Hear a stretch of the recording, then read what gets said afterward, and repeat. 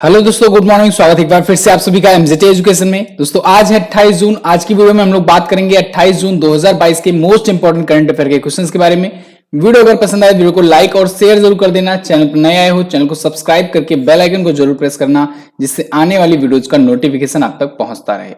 Video में आगे बढ़ने से पहले आपको बताना चाहूंगा दोस्तों, टेक्स्ट बुक पास लाया है आपके लिए 540 प्लस एग्जाम्स के लिए मॉक टेस्ट।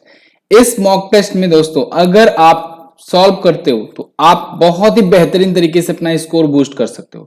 यहां पर आपको 41,000 से ज्यादा मॉक टेस्ट मिल जाएंगे 540 प्लस एग्जाम्स के। 13 लाख से ज्यादा स्टूडेंट एनरोल कर चुके हैं, यहां पर एक्टिव यूजर हैं टेक्स्ट बुक के। तो आप बहुत ही अच्छे तरीके से इसके साथ मिलकर के अच्छे कंपटीशन के साथ प्रिपरेशन कर सकते हो। तो टेक्स्ट बुक पास में दोस्तों फायदा ये है कि अभी आरआरबी ग्रुप डी का एग्जाम आने वाला है और टेस्ट सीरीज बिल्कुल नई नई ऐड करी गई हैं।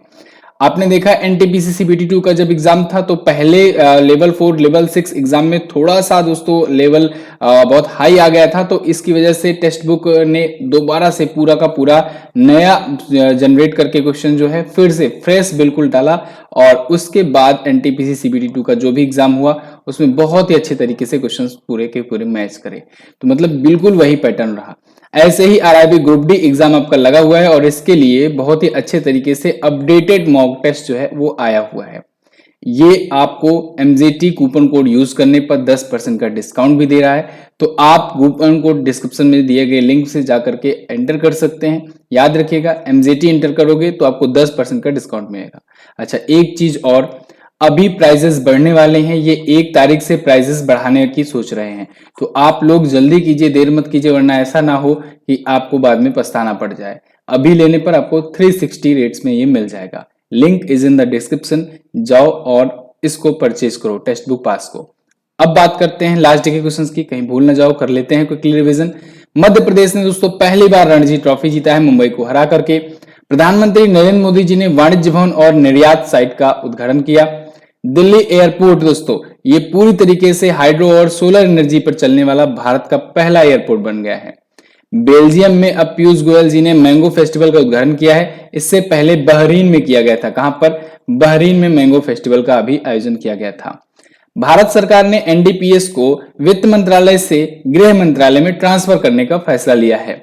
इसके अलावा दोस्तों अभी हाल ही में बिना ऑक्सीजन सप्लीमेंट के अन्नपूर्णा चोटी पर चढ़ने वाले पहले भारतीय पर्वतारोही बने स्काल जैक रिग्जिन। ये लद्दाख के रहने वाले हैं। कहाँ के? लद्दाख के। श्याम सरन दोस्तों इंडिया इंटरनेशनल सेंटर के अध्यक्ष बने हैं और इंटेलिजेंस ब्यूरो का नया प्रमुख बनाया गया है तपन कुमार डेका जी को। किसे? Tapan Kumar Deka. 50 next class of 2022 list में 4 भारतीयों को जगह मिली है। चारों के नाम यहाँ पर आप देख पाएंगे, doctor Risha Jasmine Nair, Vinesh Johnny, Anusha Murthy और निधि पंत।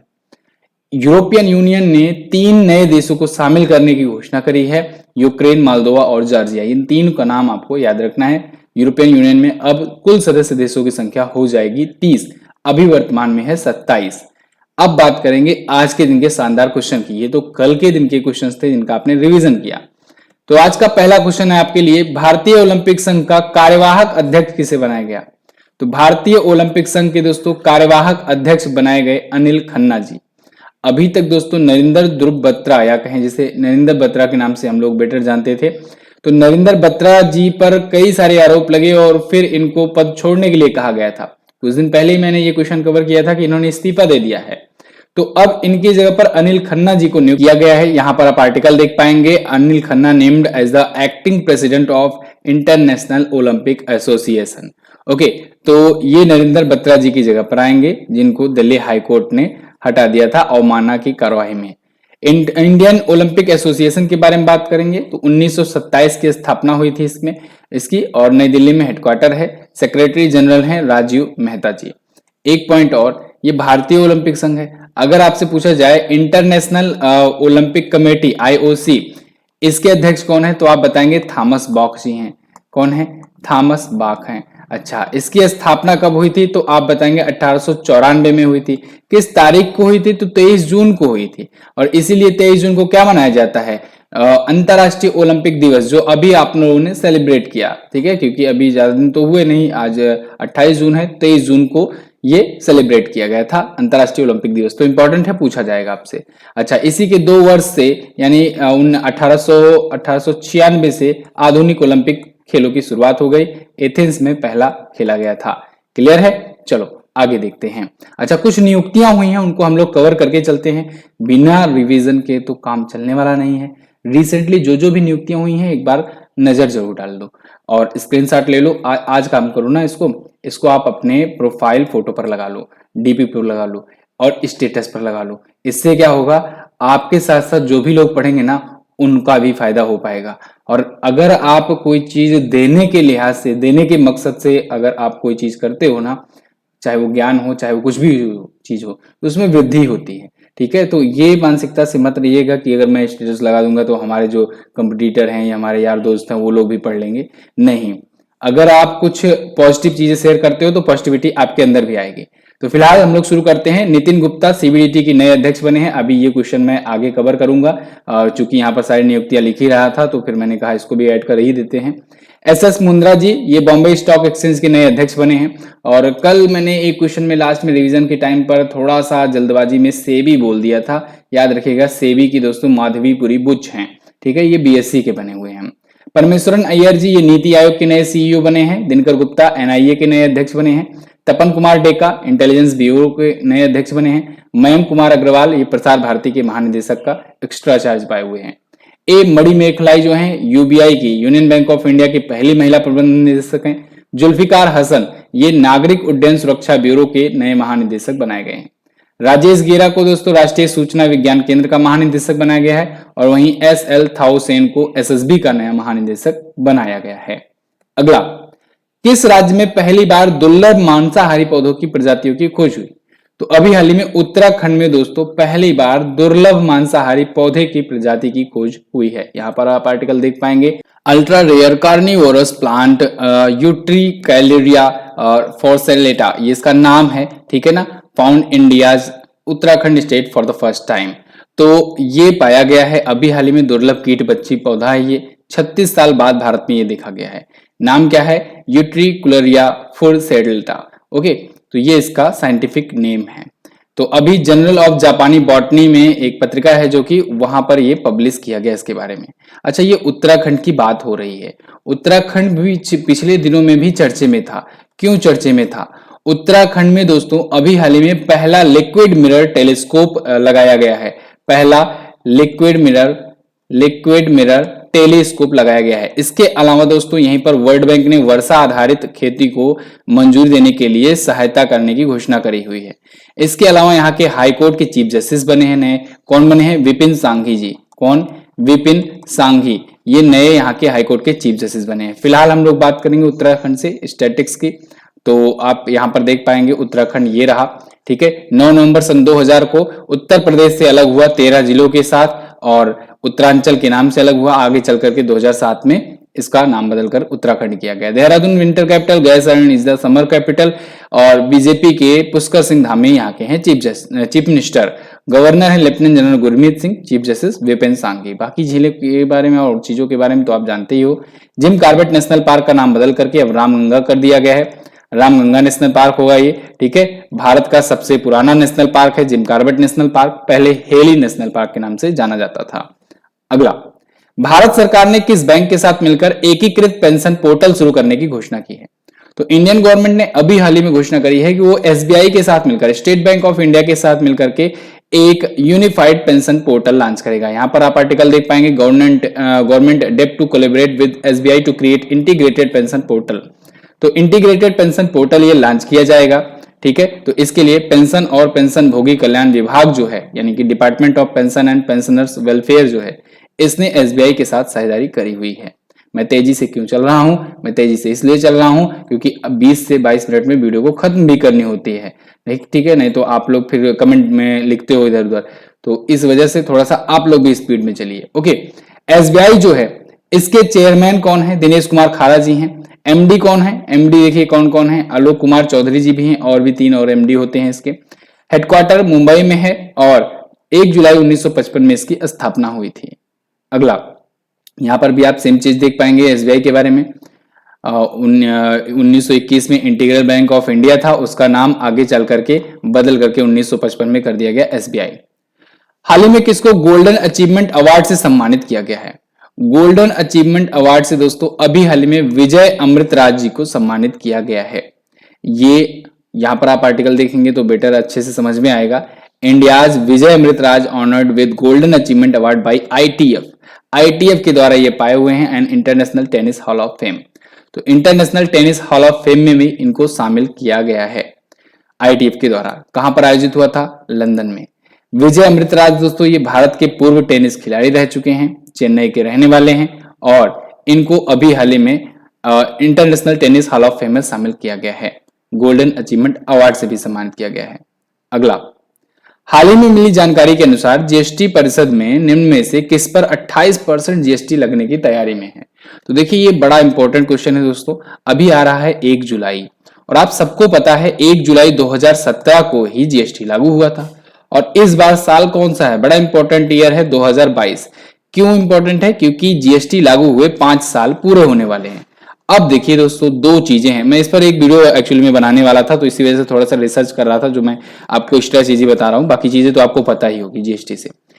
तो अब होने क्या वाला है 1 जुलाई को, अभी देखिए जीएसटी काउंसिल की बैठक चल रही है, 2 दिनों की बैठक चली और इसमें बहुत ज्यादा चांसेस है, जो जीएसटी काउंसिल के जो सचिव हैं, जो सेक्रेटरी है ना, वो थोड़ा सा हिंट दिए हुए हैं, हो सकता है पेट्रोल डीजल को और शराब को जीएसटी के अंतर्गत लाया गया जाए। अब जब जीएसटी के अंतर्गत लाया जाएगा ना, तो इस पर जीएसटी में मैक्सिमम स्लैब कितना है? 28%। और अभी टैक्सेस कितना लग जाता है आपको जानकर हैरानी होगी। आप लोग आप लोग नहीं कहेंगे तो जो लोग दारू पीते हैं वो 40 से 50% तक का टैक्स देते हैं और अगर जीएसटी काउंसिल के तहत ला दिया जाएगा तो 28% टैक्स लगेगा।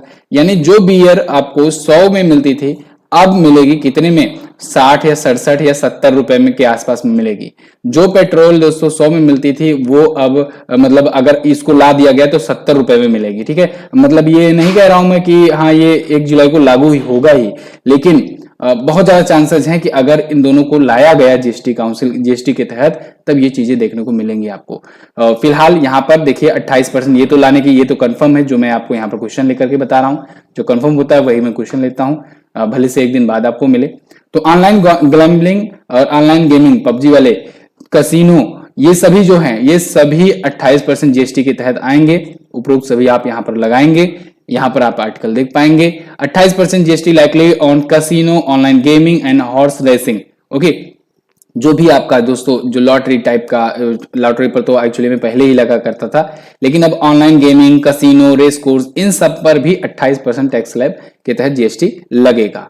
क्लियर है बिल्कुल जीएसटी के बारे में? बाकी बेसिक चीजें तो आप जानते ही हो, नहीं जानते हो एक बार सर्च मार लेना जीएसटी एमजेटी एजुकेशन। आज मैं नहीं बताने वाला हूं, कारण यह है कि वीडियो बहुत लंबी हो जाएगी, आज क्वेश्चन भी ज्यादा है थोड़ा। ओके, तो आप लोग में से अगर किसी को जीएसटी के बारे में पता है कम से कम 20 पॉइंट तो आप लोग लिख करके जरूर बताइएगा। वैसे जीएसटी लागू करने वाला पहला देश जो है वो फ्रांस है, भारत कनाडा मॉडल पर है, असम जो है पहला राज्य है, अंतिम राज्य जम्मू कश्मीर है। अगला, हाल ही में नवजीत ढिल्लन ने कोसनोव मेमोरियल 2022 एथलेटिक्स मीट में कौन सा मेडल जीता? तो नवजीत ढिल्लन दोस्तों ये डिस्कस थ्रोवर हैं, इन्होंने अभी हाल ही में गोल्ड मेडल जीत लिया है। यहाँ पर आप आर्टिकल देख पाएंगे और इमेज भी देख पाएंगे इनकी। कोसनोव मेमोरियल एथलेटिक्स में नवजीत ढिल्लों ने गोल्ड मेडल जीत लिया है। ये कहां पर हुआ? कजाकिस्तान में हुआ। तो इन्होंने 56.24 मीटर की दूरी तक फेंका, डिस्कस थ्रो किया। ठीक है, डिस्कस थ्रो आप जानते ही हो, जैसे एक होता है जेवलिन थ्रो, तो जो भाला फेंक जिसे कहते हैं, और एक होता है डिस्कस थ्रो, ऐसे डिस्कस रहता है उसको फेंका जाता है। ठीक है ना, तो यहाँ पर सेकंड पर करीना वासलीवा थी और थर्ड पर यूलियाना सुकुनिया थी। याद रखना है कजाकिस्तान में ये आयोजित हुआ और गोल्ड मेडल जीता भारतीय महिला नवजीत ढिल्लों ने। अगला, एलआईसी ने किस नाम से नया जीवन बीमा लॉन्च किया है? मैंने आपको एलआईसी का बताया था। एलआईसी जो है क्या करता है, हर महीने किसी न किसी एक नए नाम से कोई बीमा योजना लॉन्च करता है। ठीक है ना, इसकी ये एक एलआईसी की पॉलिसी है, समझ लो। तो ये जीवन बीमा योजना अभी लॉन्च किया है जो वो है धन संचय नाम से। यहाँ पर आप आर्टिकल देख पाएंगे, एलआईसी लॉन्चेस धन संचय लाइफ इंश्योरेंस प्लान, और डिटेल्स जो है ये दिया गया है। अब देखो कुछ दिन पहले जो आया था वो किस नाम से था, वो था बीमा रत्न। यहां पर आप आर्टिकल देख पाएंगे, LIC launches saving life insurance plan बीमा रत्न। तो बीमा रत्न, धन संचय, ये सभी प्रकार के जो है ये बीच बीच में लाया करता है, नाम बदल बदल करके, काम वही चीजें रहती है LIC की। LIC का भी IPO आया था और ये IPO भारत का सबसे बड़ा IPO था। हालांकि LIC फ्लॉप रहा, पेटीएम की तरह ही LIC का शेयर लगातार गिर रहा है, वैल्यूएशन लगातार गिर रही है। तो LIC जब लिस्ट हुआ दोस्तों 5.53 लाख करोड़ में लिस्ट हुआ और बन गई भारत की सबसे बड़ी सरकारी कंपनी लिस्ट होने वाली। और इंश्योरेंस में तो इस सेक्टर में तो ये टॉप पर है ही। फिलहाल LIC जो है इसने जो ये लॉन्च किया हुआ है दोस्तों, और इसके तहत इसने बताया हुआ है कि 5 साल से 15 साल के लिए ये प्लान रहेगा और इसमें सेविंग को ज्यादा तवज्जो दी जाएगी। 1956 में स्थापना हुई थी, मुंबई में हेडक्वार्टर है, MR कुमार इसके अध्यक्ष हैं, life insurance corporation of India की। अगला यहां पर आप सेम चीज देख पाएंगे। अगला अच्छा, ग्रुप डी का GS बैच जो है हमारी टीम के साथ बहुत ज्यादा बेहतर तरीके से कंटेंट तैयार करके आप लोग को प्रोवाइड कराया जा रहा है। लगातार इसमें क्लासेस चल रही हैं। इसके तहत ग्रुप डी का ये जो त्रिनेत्र बैच है, इसके तहत ग्रुप डी का आपका करंट अफेयर, ग्रुप डी का GS और ग्रुप डी के लिए साइंस स्पेशल, ये क्लासेस लगातार आ रही हैं। लाइव प्लस रिकॉर्डेड क्लासेस हैं, यानी कि लाइव के बाद आप रिकॉर्डेड क्लासेस को भी देख सकते हो। अगर आप लाइव नहीं ले पाते हो तो बाद में भी देख सकते हो। PDF भी मिलेंगी आपको। मंथली ईबुक आपको फ्री में दी जा रही है आपके एग्जाम तक, हर महीने की। रिवीजन क्लासेस भी चलाई जाएंगी और NTPC CBT 2 का जो भी क्वेश्चन पूछा गया है दोस्तों उसको भी सॉल्व कराया जाएगा। तो ये चीजें आप ले सकते हैं MJT ऐप पर जाकर के। गूगल प्ले स्टोर पर जाइए, MJT ऐप डाउनलोड कीजिए मात्र 399 में। याद रखिएगा 399 में ये कोर्स आप पा सकते हो। ठीक है, तो RRB ग्रुप डी का ये त्रिनेत्र बैच है, इसको आप जरूर ज्वाइन करें। अगला, किस राज्य के सार्वजनिक परिवहन सेवा मो बस ने प्रतिष्ठित संयुक्त राष्ट्र लोक सेवा पुरस्कार जीता? तो मो बस सेवा, मो बस योजना कहाँ की है? ये है दोस्तों ओडिशा की। अच्छा, मैंने आपको एक ट्रिक भी बताई थी, अगर मो से कोई योजना शुरू हो रही है तो आप समझेंगे वो ओडिशा की योजना है। ठीक है, वहां पर ओडिया लैंग्वेज में दोस्तों मो का मतलब मेरा होता है। ठीक है, मेरा। तो मो से कोई भी योजना शुरू हो रही है तो वो ओडिशा की है। अगर YSR से कोई योजना शुरू हो रही है तो वो आंध्र प्रदेश की है। कारण यह है कि आंध्र प्रदेश की जो गवर्नमेंट है वहां की पार्टी का नाम YSR कांग्रेस है। और एक पॉइंट है, अगर राजीव गांधी इंदिरा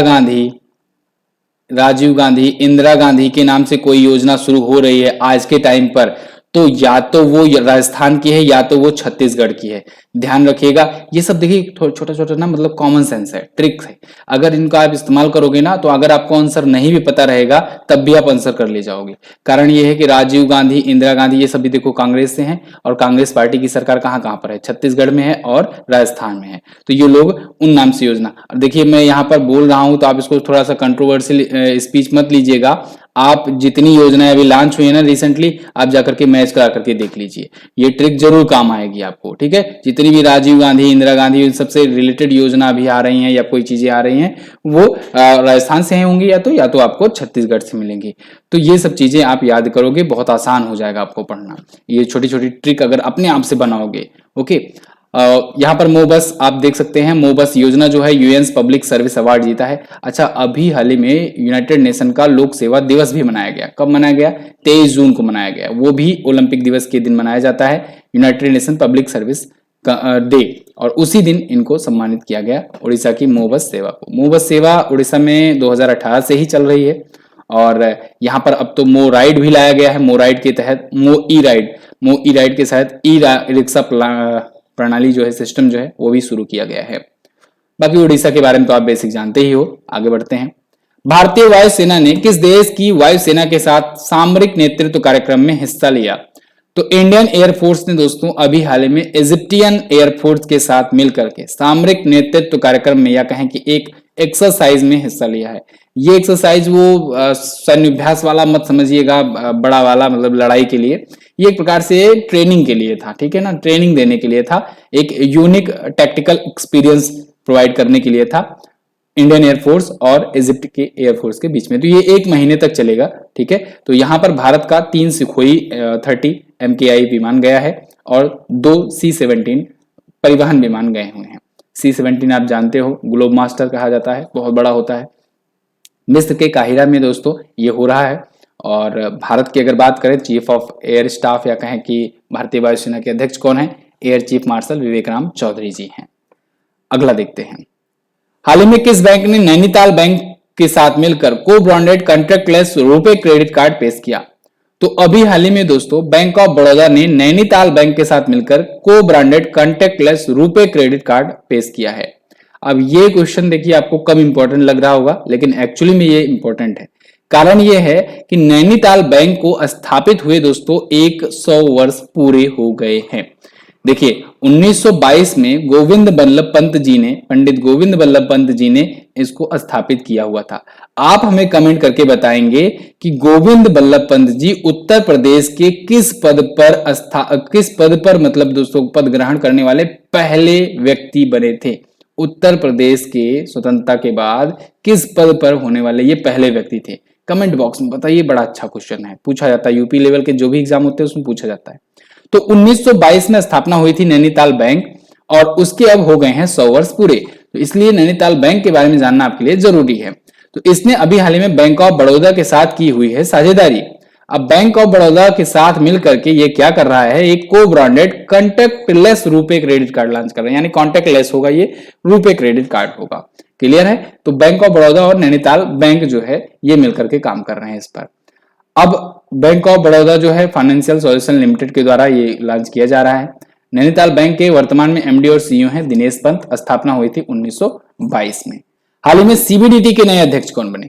तो central board of director taxes के दोस्तों नए अध्यक्ष बने हुए हैं नितिन गुप्ता। अभी मैंने शुरुआत में भी आपको नाम दिखाया इनका, नितिन गुप्ता जी। ये इंडियन रेवेन्यू सर्विसेज के ये ऑफिसर हैं। तो इनको नियुक्त किया गया है सीबीडीटी का नया अध्यक्ष। यहां पर आप आर्टिकल देख पाएंगे, government appoints Indian revenue services officer Nitin Gupta as a new CBDT chairman.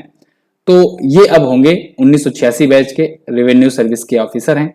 जेबी महापात्रा की जगह पर आएंगे। जेबी महापात्रा का नाम आपको याद ही होगा, अभी 30 अप्रैल को ये रिटायर हुए, अपना कार्यकाल पूरा किए। तो CBDT central board of direct taxes के नए अध्यक्ष हैं। ध्यान रखना, एक होता है सीबीडीटी जो कि रिस्पॉन्सिबल होता है central board of direct tax, जो प्रत्यक्ष कर होते हैं उनके लिए रिस्पॉन्सिबल होता है। और एक और होता है, क्या होता है ये, एक और होता है central board of indirect taxes and customs, जिसे कहते हैं CBIC, central board of indirect taxes and customs. तो वो होता है इनडायरेक्ट टैक्सेस के लिए। अच्छा आप बताओ कमेंट करके, जीएसटी किस प्रकार का टैक्स है? किस प्रकार का दोस्तों, हाँ टैक्स है, सही है। जीएसटी किस प्रकार का टैक्स है और कितने उस प्रकार के टैक्सेस को मिला करके मर्ज करके जीएसटी लागू किया गया था? कमेंट करके बताइए। ये क्वेश्चन पूछा गया है एग्जाम में। 1964 में सीबीडीटी की स्थापना हुई, नई दिल्ली में इसका हेडक्वार्टर है। ये तो थे आज के दिन के टॉप 11 करंट अफेयर के questions. I hope you like the video. अगर वीडियो पसंद आई है वीडियो को लाइक कीजिएगा, शेयर जरूर कर दीजिएगा अपने दोस्तों के पास। अच्छी चीजें शेयर करने से अच्छी चीजें आपके अंदर भी आती हैं, तो आप लोग शेयर जरूर कर दिया करो। लास्ट के क्वेश्चंस की बात करेंगे तो एस मुंद्रा दोस्तों ये बैंक ऑफ बड़ौदा और आरबीआई दोनों बैंकों में अपनी सेवाएं दे चुके हैं, जो मैंने आपसे कल क्वेश्चन पूछा था। फीफा द्वारा जारी नवीनतम रैंकिंग में एशिया में टॉप पर है ईरान, इसकी ओवरऑल रैंक है 19वीं। एशिया में भारत की रैंक है 23वीं, जबकि भारत की ओवरऑल रैंक 104वीं है। और ओवरऑल ईरान की रैंक कौन सी है आप बताएंगे? 19वीं ही तो है, ओवरऑल 19वीं रैंक है और फर्स्ट पर एशिया में है। क्लियर है? अब बात करेंगे आज के दिन के क्वेश्चन की। आज आपके लिए पहला क्वेश्चन क्या है? रणजी ट्रॉफी में उप विजेता टीम मुंबई अभी तक कुल कितनी बार रणजी ट्रॉफी जीत चुकी है, ये आप बताना है आपको। इसके अलावा यूरोपियन यूनियन में कितने सदस्य देश वर्तमान में है, ये आपको बताना है। दोनों क्वेश्चंस के बारे में आपको जो भी पता हो डिटेल में जरूर आंसर करना। कल शाम वाली वीडियो में जो लाइव क्लास होती है उसमें मैंने आपको बताया था किस किस संगठन, किस किस ऑर्गेनाइजेशन में कितने कितने सदस्य देश होते हैं। कल की क्लास अगर किए हो ज्वाइन ना किए हो, देखे हो, तो एक बार जरा वो सारे के सारे नाम जो है कमेंट करके किस किस ग्रुप में किस किस संगठन में कितने सदस्य हैं करके थोड़ा सा मतलब हमें खुश कर दो एक प्रकार से। चलो तो यहाँ की क्विज आपको और पीडीएफ मिल जाएगी हमारे एप्लीकेशन पर, जाइए आप डिस्क्रिप्शन में लिंक दिया होगा या फिर गूगल पर सर्च कर लेना एमजेटी ऐप, आपको मिल जाएगा ये। मिलेंगे अब अगली वीडियो में दोस्तों। वीडियो को एंड तक देखने के लिए बहुत बहुत धन्यवाद। मिलेंगे अगली वीडियो में, तब तक के लिए नमस्कार, जय हिंद, वंदे मातरम।